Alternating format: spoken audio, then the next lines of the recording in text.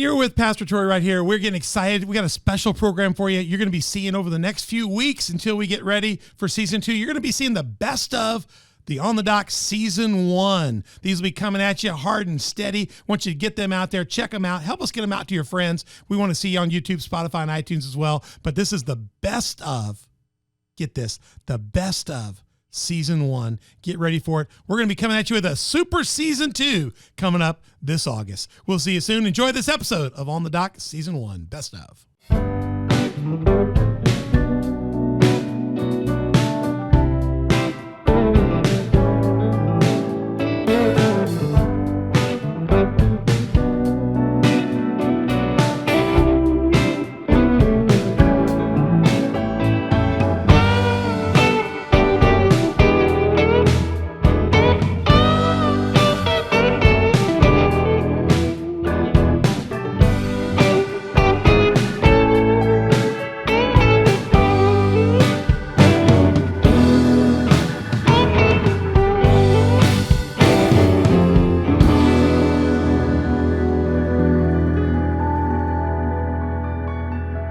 Love that Memphis sound on the dock of the bay. You can hear a little bit of that Dustin Griffin tickling those keyboards. We got that song. It's a Georgia song, but we came back and gave it a little Memphis feel. I'm Pastor Troy Benetone, sitting on the dock of the bay here at with Pastor Troy. We got a great show planned for you. And I just want to remind you, first of all, that at the dock here, we're all about conversations. We want to have conversations in a safe place on the dock. We got these beautiful lawn chairs. You guys are in it. We're sitting here with a 100-year-old plus cottonwood, a slab right out of the center of a cottonwood tree. And we're going to sit here in the safety of the breakers. We're at the harbor. We're tied up. And we're basically going to have a conversation that we hope will be something that will help other believers, other Christians, other friends of ours out there. We're hoping it will be something that will deepen their life, thicken their life, and help them explode in their faith and propel them out from the shallows into the deep. That's what we're all about at On the Dock. And On the Dock is available as a podcast download or as a YouTube or our video service on Tuesdays and Thursdays. And you can find us at YouTube, and you can subscribe there and find us there, as well as iTunes, Spotify, Google Podcasts, Facebook, Roku. If you have Roku TV, download the SermonNet app. Look for On the Dock with Pastor Troy. We are at Rumble and the SermonNet app. Great app there. You can also find us on social media, Facebook, Twitter, Instagram, and Telegram. You can chat, communicate with us, and any kind of information we have, we'll try to put it there for you so you can see it there. And On the Dock, we ask you, when you go to those sites, get subscribed on those platforms, like, share, notify. If you hit the notification, it'll let you know when our next podcast comes up. Please reach out, make comments, and all those things. And finally, we're available on Patreon. We're Patreon partners. If you'd like to partner or be a sponsor of our On the Dock with Pastor Troy, just check out our Patreon site. Look up the On the Dock with Pastor Troy. If you can't find it that way, you can go to our website at onthedock.org, and you can find all of our links to all of our platforms, how to download them and all that. There's also a viewer right there to watch it on, and you can find our archives and all those things as well. And you can email us at info@onthedock.org if you would like more details. We're now here in the studio here, and we're focusing in on this series on the Fellowship of Christian Athletes and the Nation of Coaches series. We've had Roger Lipe with us for about 3 episodes, and in this part 4, we're going to be looking at FCA coaching partners and getting your student athletes connected. We have an incredible team here at the table here. We're going to tell you about the first one, and then I'm going to let him make introductions here in just a second. And so we're getting ready here, guys, to introduce you guys and welcome you officially here. But Roger Lipe's no stranger to us. He was here with us in the Pastor Troy's Mentor series with Fred and Shane Bishop. He's been with us here in the first 3 episodes, but Roger has been working with Fellowship of Christian Athletes for 27 years, and he decided to go start over. So he started with the Nation of Coaches just recently. He's starting over, but he's coming in as the character coach director for them. What an appropriate role for him. And I'm telling you what, he has done great work there. Roger's been serving a long time, and we know from already talking to Roger. Roger's got great work there, and we're looking forward to see what he's going to do. He's got prolific books and blogs and all those kind of things. And Roger's been married. I like his wife better than him. Sharon is just a great person, and I just appreciate her. The fact that she can deal with Roger means that she handled the whole entire Saluki football team. She can handle you. No doubt. No doubt. And so they've got a beautiful, wonderful son, beautiful daughter-in-law, and 2 grandchildren. One more than me. I got to get my kids got to get more productive. I got 1 granddaughter. I love her, but she needs help. She needs more grandkids. We'll find out about these guys and see what they've got going on in a second. So we're excited. Roger, as part of your co-host duties today, your first task as On the Dock co-host today is to introduce your fine guest we have at the table today. Outstanding. Thrilled to be here. Thrilled to be doing this. These are guys that I've known and respected and loved for a long, long time in their respective roles. And I get to tell you a little bit about each one of them. We'll start over here on my right with Nathan Emrick, coaching at Carterville High School. He's a head volleyball coach. Remember him when he was an SIU baseball player and watching him grow and develop as a young man, as a believer, then as a husband, then as a father, and watching his career in coaching really blossom and flower has been really, really good. Sitting beside him is Coach Shane Garner, also played baseball at SIU. Remember watching him at Wren Lake when he played basketball and baseball at SIU, then became a pitcher at SIU. Watched him. We went to Honduras together in 2005 and made a mess of things there, but we had a great time. And had a great time coaching baseball and a bunch of other things. But what a great event that was. And now watched Shane also become a husband and a father and coaching, the head basketball coach at Sesser-Valier High School, crushing it up there. And then Coach Kerry Martin is significantly older than these two guys. Oh, my. And he's dating you, Coach. But is doing a phenomenal job, continuing to coach. He just retired from teaching, but is continuing to be the head football coach at Marion High School. Watched him earlier at 2 or 3 other schools and watching his coaching develop over time. This guy, I think, does a phenomenal job of not only coaching his players, but coaching his coaches on his staff, developing those guys in their own coaching lives, how their style, how do they coach, all that. I see great things in all of these guys. I respect them all tremendously just because of their integrity. And they seem to have a grasp of why they coach even more than how they coach. And that's transformational in my mind. That's amazing. Coach Martin, is that a grandbaby in that picture? It is a grandson. Yeah, I have 2 now actually since that picture. Pull that mic over. That's my first grandson, and I have a second one just born. You're more productive. Your kids are more productive than mine too. I want to make sure you knew that. Yeah, golly. I've got 2 grandsons. Yeah. Oh, congratulations! Hey, I had a guy at Father's Day. We did the dad in the room with the most grandchildren. We got to 6, and I was down to 2 men. So I just said, "Okay, what's your top?" And the guy said, "Well, I'm at 6." I said, "What's your top?" He said, "I got 12." Whoa! Wow. He said 12. So I turned around and thought he's going to win the cup. We had a Contigo cup to give him. And I came and said, "Come on up here." I said, "You know what you're going to do? You're going to lay hands on me and bless me." So the guy prayed for me. I thought, as I was walking back, I think if I got 12, I'm having trouble with Christmas presents or 1 or 2. Exactly. I'm not sure, you know. Exactly. So congratulations, Thank Coach. you so much. Thanks for having you guys here on the dock, and we're excited about having you guys in here. And I just want you guys to understand. In part 1, Roger and I were talking about the whole idea of sharing and living your faith in the public arena. You guys are doing that. Your head coaches. I don't know. There's probably very few talk shows that have a head volleyball coach, a head basketball coach, and a head football coach all sitting down, and we're going to have we got one ethos behind us, and that's the Lord and Savior Jesus Christ behind that. And what's great is you got a love for kids, a love for coaching, a love for competition, and we've got a unique group here, so it's going to be great. We're going to ask you guys some of the same things about that because you face those. But I would like to start and get the leaders here, each of you in your different educational settings and stuff like that. I want you to think about this for a minute. Every one of you have a different education setting, different academic challenge. The world of education today is a bit of a den of iniquity. Just the world of education is a little bit of a challenge. Would you agree? And the state of Illinois makes it sporty.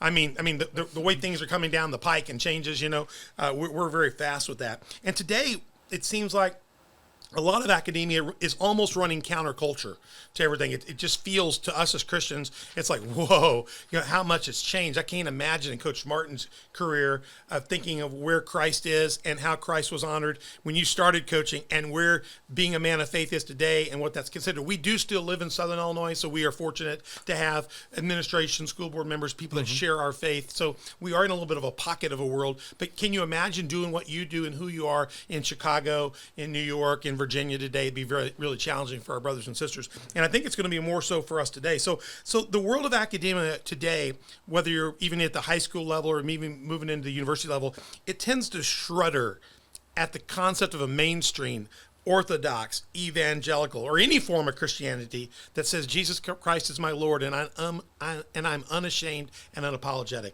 It's amazing. People are so unashamed and unapologetic of anything they do and say today, except for the name of Jesus, and he's got his clothes on. I don't understand that, but that's the world we're in. And so I got thinking about this, and I want to lead our discussion off with this thought here. Romans 12, 1 through 2, really the Lord put on my heart for you guys. And so, dear brothers and sisters, I plead with you to give your bodies to God because of all he's done for you. Let them be a living and a holy sacrifice, the kind he will find acceptable. This is truly the way to worship him. Don't copy the behavior and customs of this world, but let God transform you into a new person by changing the way you think. Then you will learn to know God's will for you, which is good and pleasing and perfect. How do you guys, just taking Romans, and all of you guys are believers, how do you start off, and we'll just start down the table with Nathan, how do you get yourself ready to get in the game and be a Romans 12 believer and answer the bell in your environment, in your job, and know that, you can't communicate that necessarily, but you can live that, and it can become an expression of who you are? How do you do that with the challenges that everything you're up against today is kind of almost like a Goliath standing against you today? I think for me, and I'm kind of in a unique situation because since we moved to Carterville, I get to go to work with my wife every day, who teaches PE at Carterville, and this is something we talk about quite often together, of how are we going to approach this, how are we going to handle this, if changes are made to curriculum or policy or whatever, and I think the biggest thing for us that we try to do is kind of just slow down, stay in the moment, not get too wrapped up into what might happen or what could happen or what I might have to teach or whatever. I think our big thing is, man, we're just going to try and stay focused, kind of where our feet are. We're gonna focus in on, I have a Post-it note on my laptop in my classroom, and it simply just says, like, what's Jesus doing right now? That's good. And I think I just try to kind of focus on that, of what is Jesus doing in the moment in my classroom and my students and my coworkers. And I think that's been a big help for us to just not get so concerned and overwhelmed with what might happen. Because I know one thing. I know that regardless of the decisions that are made in Illinois with education, there's not a concern that I'm going to get murdered because of my faith in Jesus anytime soon. So very good. I think because of that, it's like, okay, I can pump the brakes on the fear, and I can just live it day to day and just focus on what is Jesus doing right now in the moment. Good. Outstanding. Good. Outstanding. Coach Shane, what's your take on it? I have to agree with Nathan a lot on that. I teach physical education, and right now there's a lot of things that could be happening down the physical education pipeline with different things and of all the stuff that's going on. But just as the scripture says, I think the one thing that is for me to focus on is my life is an act of worship. Oh, wow. How I attack everything, how I behave, how I show. And so even though I can't go in and technically share the gospel with someone, I can share the gospel with someone with how I'm living my life and also how I'm handling things. And just like Nathan said, I think a big thing for me is not getting caught up in all of the what could happen, the coulda, the shoulda, all of that things, and letting that take me out of actually where I am. He talked about staying present. And I think that is a huge thing for educators right now, is just to stay present, because you know what? There's still lives in front of you. Yep. There's still kids in front of you, and you still have an influence on them. Mm-hmm. And just because there's this or that things that they might try to make us do, they can't make me be anything that I don't want to be. That's outstanding. My heart belongs to Jesus, and so my actions should represent that. That's good. And no one can do that. I think there's one thing I always tell people that we get in a lot of arguments a lot of times about that, but one thing people can't argue me about is my story. That's right. My story is my story, and the way that Jesus transformed my life. Yeah. And no one can argue that. And so it's just me living my life the way I know I should be living it. You guys are just two of you very similar in your answers. I really like it. Normally as coaches, I coach football up and through high school for about 20 years, coach my kids through the Tykes Up and stuff. And, as coaches, you're always looking at preparing for scenarios, 4th and 1, goal line, extra time. You're always preparing for the scenarios. For you guys to disengage that and go, I'm not going to be run off the rails based on the what ifs and the scenarios. The coaching instinct is to be ready for everything. Your thing is, let's get in the moment now. We're in the game. The preparing's done because you know who you are. So you have what you need to execute. I love the fact that you're not going to be derailed by the blowing of the wind. I love that. Coach Martin, let's hear from you. Well, they gave those are amazing answers from Absolutely. Two great young coaches, and I think that's the big thing, is having that quiet time and making sure you're centered in Christ before you take on whatever the world's throwing at you. And I think your Bible study or your prayer time of surrounding yourself with godly individuals, your church people that can help, strengthen you. So when those storms come and those challenges come, you're not driven off the road. You've got those guardrails up. And I think about the early church. One of the things that when the Romans were out persecuting Christians, one of the things the Christians did was they didn't shrink from their faith. And what they did was they were just doing things no one else was doing, and they were serving in ways no one else was serving. And it forced, through this persecution, people to say, what's different about those people? So in the midst of that persecution, they didn't change who they were. Just like Shane said, they continued being who they were because they knew who they were. And that service during that troubled time and those trying times is what exploded the church growth at some point in a place that they were facing true persecution. So we're not facing anything like that. At least not yet. Absolutely. So we don't want to lose who we are, lose what we're doing, get caught up in all that stuff, because you can watch the news and get caught up in it and start to feel frustration and anger. You got to take a deep breath and pull back and say, I know who I am, and there's opportunities every single day to serve the Lord. Yeah, right now you hear a lot that we're kind of moving in a Marxist way. I see that. I feel that. Well, I think we all feel that, but we're not in that world. We may be going that way, but we're a long way from that. And how we respond right now will determine, the fiber of what the next generation is. If we just panic and go to fallout shelters and keep desegregating as a society, the separation that's taking place is devastating right now. And people running around angry, frustrated, worked up, rather than just relaxing and trusting in the world. Don't you know the early disciples in Acts, they faced all kinds of worse stuff than we did. I mean, and Paul got beat down so many times, it was ridiculous. Let me add this one more thing too. And I think a lot of times Christians in the United States have not really had to have their faith challenged. That's right. And so this is not new to people outside the United States. It's something they deal with every single day. Every day. So for the first time, we're seeing real challenges to our faith. We're going to find out what we're made of. Yeah, and we're finding out we've been a little lax, so we've got room we still have the freedom to get back in the game. Other places, there's no game. And we talk about being hungry here. Till you've been to Liberia, till you've been in Honduras, certain places, we don't even know what hunger is, the rest of the world. So we've got some room, but I think we need to get busy. And I think the way to do it is good. We need good character coaches. We need good leaders and mentors. Let me ask you, the main question here is, serving in the public arena without compromise. You've given us a little bit of hint of that here. So let me go back down to Nathan. Coach, how have you survived? How have you thrived? I mean, and I'm hoping, I see you growing in your career each and every day, and new ceilings for you coming, that you're going to take on new opportunities. How are you thriving despite all this and not compromising on who you are as a child of God?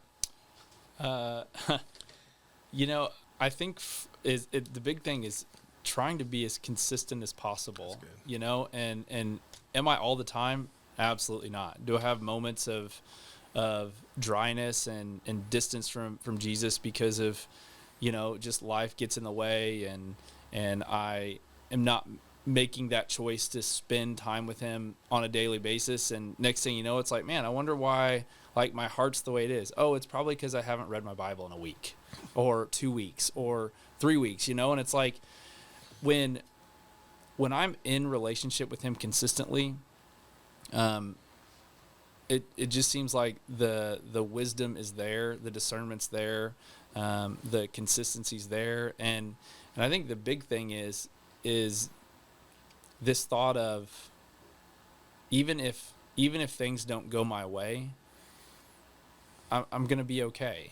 And when I'm feeling dry and distant like that, it takes me a while to get to that thought of but I'm going to be okay. Absolutely. It's pretty easy in today's world to kind of just go down the rabbit hole of, man, this life really sucks and it's really hard and it's really terrible. And yet when I'm close to Jesus and spending quality time with him, I pump the brakes a lot faster than I normally do. Good quality time. Yeah. Coach Garner, give us your perspective on maintaining without compromise, especially in this world. It's exactly like what Nathan said. I think the most important thing is staying in tune with the Lord. Mm-hmm. And also the other part of that is, I coach in my hometown. I coach where I grew up. I coach where I went to high school. And so that has its own obstacles in itself. Mm-hmm. But what that has done for me has made me have to become very honest with myself. There are people who know everything about me, everything I've done, all the bad. And so when you make a public stance on who you are now, people know who you used to be. And so the way to stay amazing is, number one, being honest with myself. But number two is, if that's called out, then yes, I agree with it, because yes, that is who I was. But let me tell you who I am now. And the reason why I can be that way now is because of the support systems I have. That's great. A pastor. I have an elder who's my next door neighbor. I have a wife who is very caring and loving. And I have a group of people at church who care about me and understand the stuff that I'm in, understand the different things. And so like Nathan said, you've got to stay involved. You've got to stay in tune. You've got to stay consistent. It's just like in the sport. If we only visit our sport every so often, we're not going to be very good at it. That's right. And we got to walk with the Lord. And I was just reminded, as Nathan was talking about, and Matthew talking about, building your house upon the sand or on the rock. Storms are going to come. They are going. It is going to happen. That's great. And not just building it on the rock. I think we've got to tap into the rock. You know what I mean? Oh, I love Because when that. rocks get wet, they get slippery. So there's still some stuff there. And so not only that, we've got to tap into it. So not only are we going to church and being a part of these things, but we've got to tap into the Lord. We've got to tap into the Spirit, and we've got to walk with Him daily. And through that, things might not happen, but we're going to be in it. And the more we're in it, That's really the more good. it's going to get revealed to us. And I think that's the way to be able to stay the course whenever we're walking through this. That's really rich. said. That's really rich. Coach Martin? I'll take it another level, another place. Not to repeat what those two young men just said, which was awesome. But, I've spent the last several years listening to people complain about social media and different things, which can have a detrimental effect. Absolutely. But at the same time, the access that we now have to coaches online who can be an inspiration to us. For In sure. the last 3 days in a row, I've listened to Dabo Sweeney, Urban Meyer, and Lou Holtz. 3 talks they gave. All 3 mentioned God. All 3 mentioned their relationship with the Lord. I need to hear that. Yeah, that's good. When I was a young coach, there were guys that mentored me, and they didn't even know they did. Ron Brown at Nebraska. Yeah.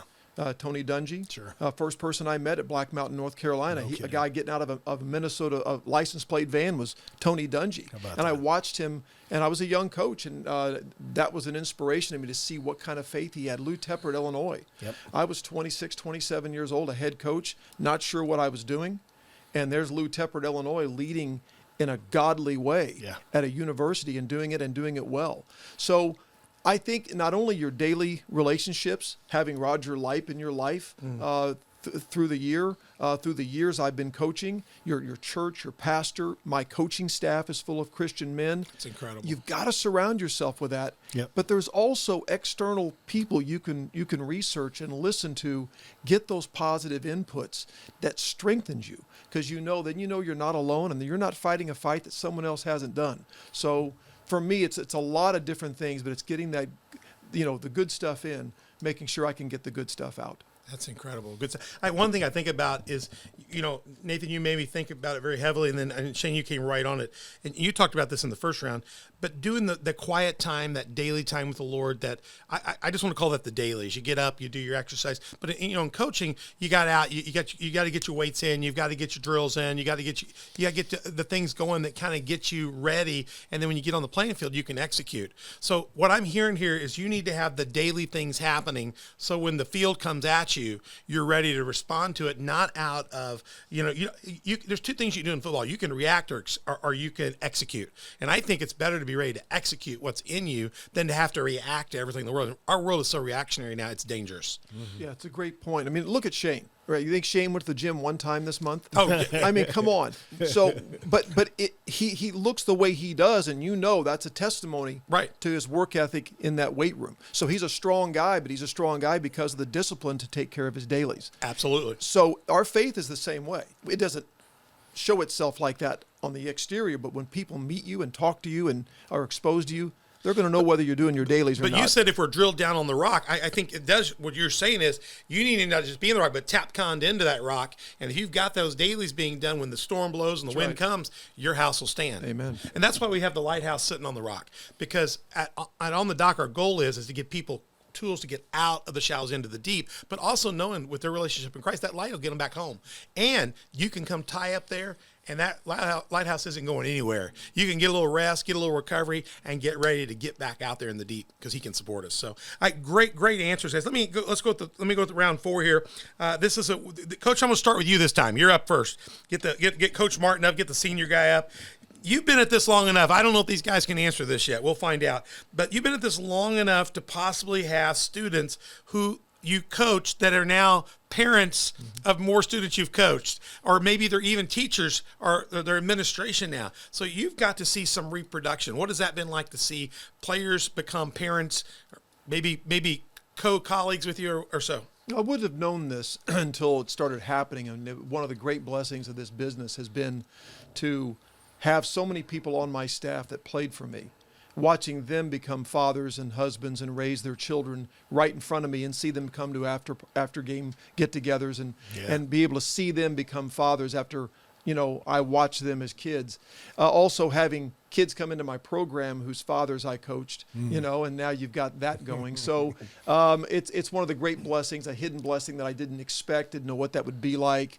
Would it make me feel old? It doesn't really. It just, you coach as long as I have. I mean, I've got some young men in Sparta right now that are not that far behind me. I took a head coaching job at 25. Oh, wow. So I've got some young men that are in their late 40s that played for me. So it's so I think that's been really cool. And I think I had a 20th anniversary of the 96 championship team at Carterville, and one of the great things was before the game that we went there to watch and be commemorated at halftime was seeing how many of them, seeing them as fathers, listening to their stories and finding out how they are now in adulthood after some great football careers, and just the feeling of watching them as dads, man, that was just amazing. So let me ask you a speed round. This is going to be a speed round question. I'll go back down to Nathan here. Did any of you guys coach anybody back? Have you cycled anybody yet? No, haven't got to that stage yet, but the stage I have reached now is where my guys are now starting to get married. Oh, They're starting to have kids.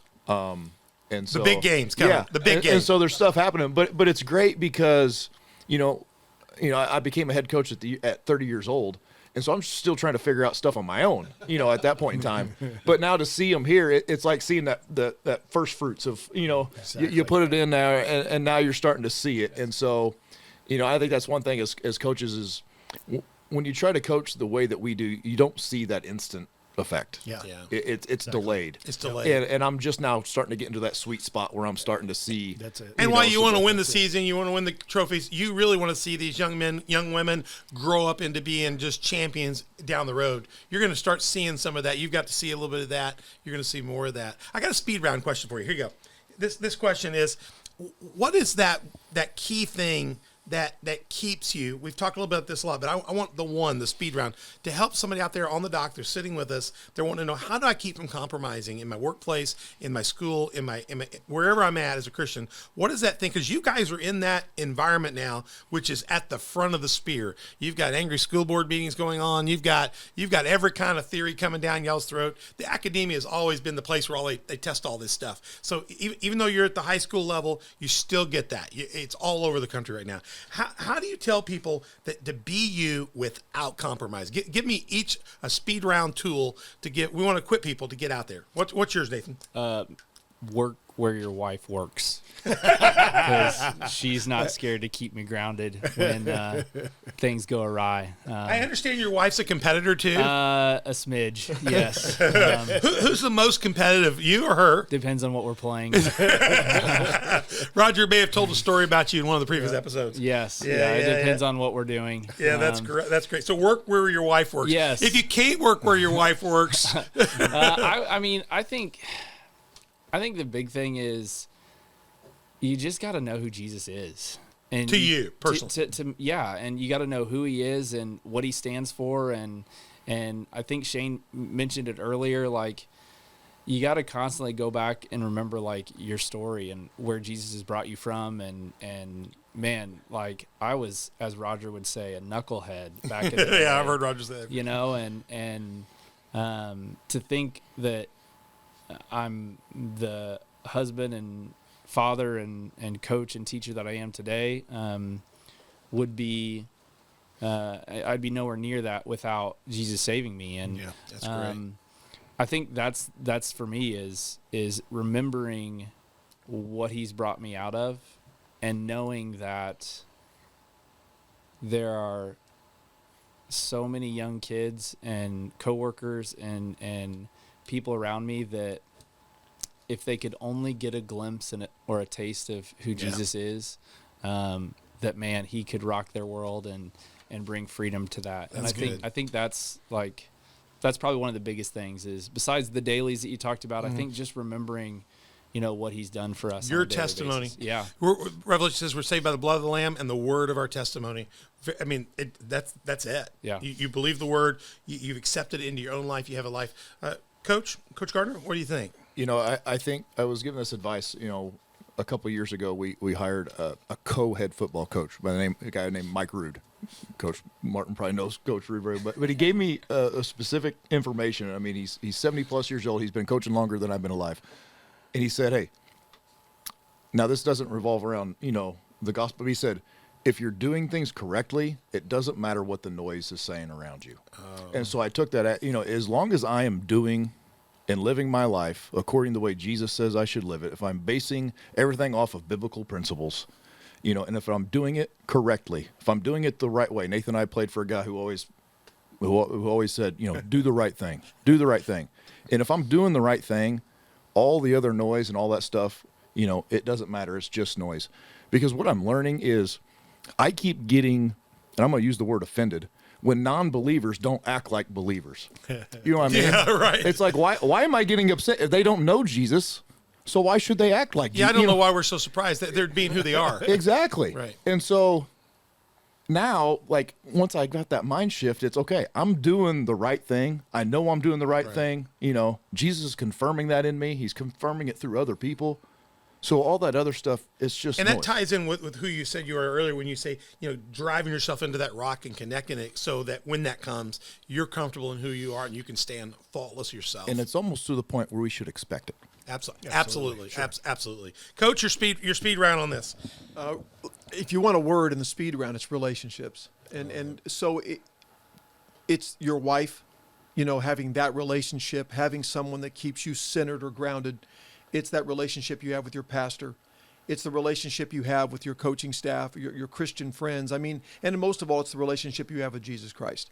I mean, that's why you don't waver at the tip of the spear. You don't, because you absolutely know who you are. You know who you are. You know what Christ has done in your life. You have that testimony that Shane talked about. You have the wife that's your rock, as Nathan mentioned. So I think relationships with the Lord, with your friends, with your family, that to me is what keeps you grounded, keeps you centered, and keeps you from getting blown around when the storm comes. Really good, really good. I'm going to ask you one last round in this session. We'll be back in a minute in another podcast. People will be able to watch that the next episode. But I want to give you I'm going to call this. But you guys got me inspired to change this a little bit. I call it my Roy Cole question. Roy Cole was a retired elder at the Heron Methodist Church when I first started pastoring 32 years ago. When I got ready to get my ordination process, one of the things you had to do before you could take on your first pastoral role was you had to go interview a retired elder, somebody that had retired from the work or had been in the work for a season period. You had to do one season pastor of 30+ years. One had to be plus 40 retired. And so I went and found Roy Cole. He attended the Heron Methodist Church. The other one was Gene Pribble. He was at Energy, which was my first appointment. And Virgil Elmore was another one. These are old pastors, old holiness Methodist pastors. They weren't into all this stuff. They were just old-fashioned, love the Lord, Beulah Holiness Camp kind of guys. And so I went to Roy Cole. I said, Roy, I'm getting this started. I got to write this paper. I need to know 3 things to do right because someday I hope to make it to your age and be retired successfully, not retired early because I did bad. He said, let me give you 3 pieces of advice. Number 1, don't ever accept an appointment by your bishop to your home church, because they will know who you are. You've done better than Jesus did in Nazareth, my brother, Shane. So you're unique. But he said, number 2, don't ever go to your wife's home church. They know who she is too. Number 3, never go back to a church you once served, because when you go back, you will not be the pastor that left. You will have developed, and they will think they knew who you were, and you'll never be able to change. It'll be frustrating for everybody. So give me those 3 pieces of advice. So I want you to guys, on the dock, we're trying to help people out there. They're out there. They're dads, they're moms that are going to be the next softball, volleyball coach, football coach. They're going to be doing whatever, and they're young. They're going to get their first head coaching Tykes team, their first head coaching Pee Wee team, their first whatever. And they're out there, and they're Christians, and they want to come in and lead this, and they want to be uncompromised, like we've been talking about. So I want to hear from you. You guys, a lot of coaching experience here. So I want you to give these guys, these ladies, these future coaches of America, or future coaches of Honduras, they could be listening in around the world. I've got Thai people listening in. We want you to give them 3 or 4 quick pointers of how you would start their coaching career so that they could start it uncompromised and get it on the right tone as Christian head coaches.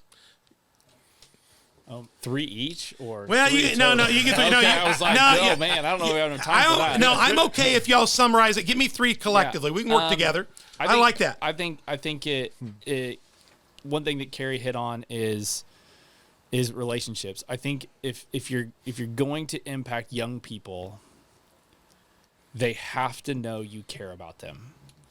And by caring about them, you have to be willing to not only encourage them, but also have hard conversations with more them. than the performance, more than the score in the end, and more than the end of the season because, goal. I Right. mean, we could... You can get Tykes coaches. You can get Pee Wee coaches that are serious. They think it's a Super Bowl. Life's going to end. I think, but it's not, because, we could probably go down the line and maybe mention a handful of kids that we've coached that have went on and played big time at the next level. 98% of our kids are not going to do that. That's right. And I think we have to get them understanding that they are developing people, not just players. Build real relationships with them. Roger had mentioned in one of the first episodes, one of the things he said really good. He said when he was coming out of the gate, Roger says relationally, not programmatically. I know you have a program and you have a system to run, but you have to start that system by getting connected relationally. I think that's outstanding. How about one more? Let's give me at least 2 more, guys. Yeah, just to add to what Nathan just said, when Roger and I were in Honduras, we went with a guy named Joe Thompson. And Joe gave me a great word of advice. I was a young college kid getting ready to graduate. He said, here's the deal. He said 0% of my high school baseball players have went on to play in the major leagues. 0%. Yeah. He said, but you know what? He said 100% of them went on to become men.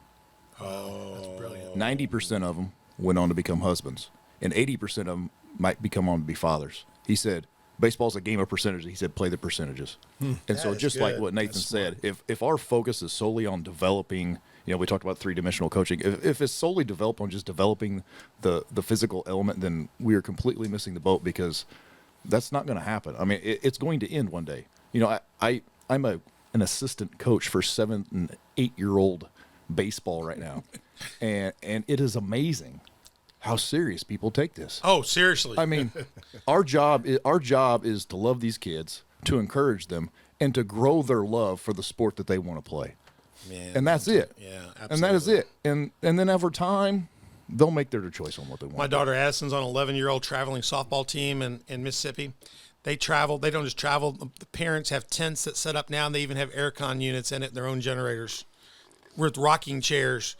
I mean, and they can wagon it and switch fields almost immediately. Do not knock the rocking chair. The rocking chair. I can't even find one around here. I'm going to tell you right now, it is a game changer.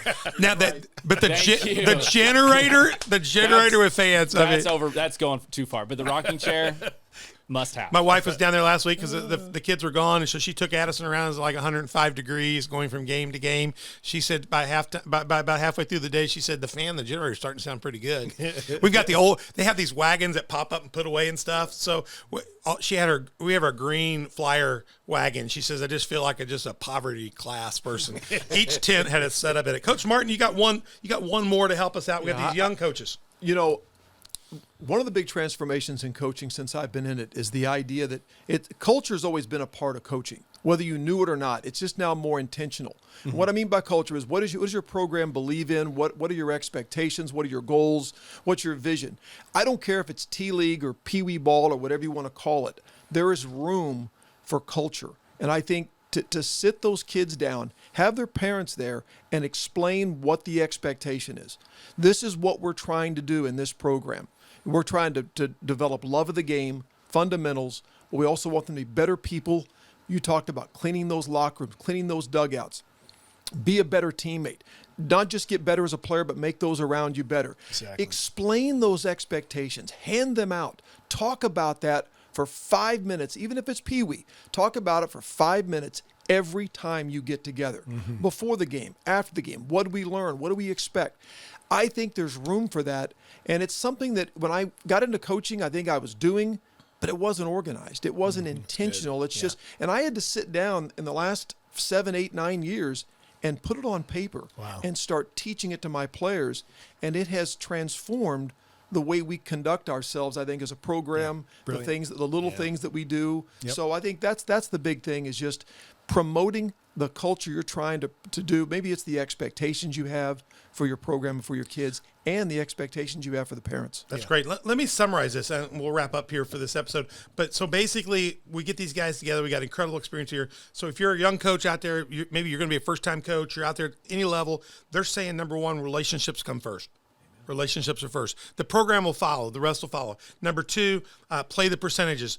More of your players need life lessons than they need to figure out how to get to the pros. Those things will take care of themselves. Those performed athletes, they work it out. And then lastly, build room for culture. I call it ethos, expectations. Lay that down, both to the parent, to the kids, and then I guess you would say live it yourself as a coach. You need to develop it. So I think these are incredibly gifted tools. Now we're going to come back in just a minute in podcast number 5, and that's going to be great. But I want to wrap up with this. I think this is a good word the Lord gave me today. I was reminded of St. Augustine's quote that truth is like a lion. You don't have to defend it. Just let it loose, and it will defend itself. If you're built on the rock, you can take the storm. If the truth's in you and it comes against you, you will not have to react. You'll be able to execute the will of God. And so I just hear Augustine saying, hold your ground. We don't have to explain why we believe what we believe. We just have to believe.